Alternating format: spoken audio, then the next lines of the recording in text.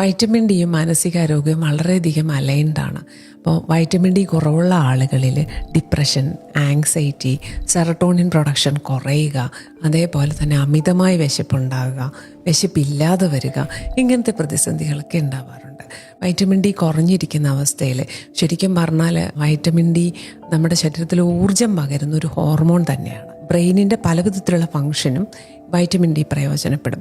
അപ്പോൾ vitamin D കുറയുന്നതിനോടനുസരിച്ച് decisions എടുക്കാനുള്ള ഒരു ബുദ്ധിമുട്ട്, എനർജറ്റിക്കായിട്ട് കോൺസെൻട്രേറ്റ് ചെയ്തിരിക്കാനുള്ള ബുദ്ധിമുട്ട്, അതുപോലെ രാവിലെ എണീക്കുമ്പം ബ്രെയിൻ ഫോഗിങ് വരിക, സാധനം എടുക്കാൻ വന്നിട്ട് മറന്നു പോവുക, ഇങ്ങനത്തെ കണ്ടീഷൻസിലൂടെയൊക്കെ നമ്മൾ കടന്നു പോകാം. നമ്മുടെ സൺഷൈൻ വൈറ്റമിനായ പ്രകൃതിയിൽ നിന്ന് തന്നെ നമ്മുടെ ശരീരം ഉൽപ്പാദിപ്പിക്കേണ്ടതാണ്. നിർഭാഗ്യവശാൽ നമ്മുടെ സാഹചര്യങ്ങൾ അതിന് ഉത്തമമല്ലാത്തത് കൊണ്ടാണ് നമ്മൾ പലപ്പോഴും എ സിക്കകത്തും ജോലി സ്ഥലങ്ങളിൽ അടച്ചിട്ട മുറികളിലുമൊക്കെ ആയിരിക്കും. അപ്പോൾ അവിടെ വൈറ്റമിൻ ഡിയുടെ ഉൽപ്പാദനം കുറയും.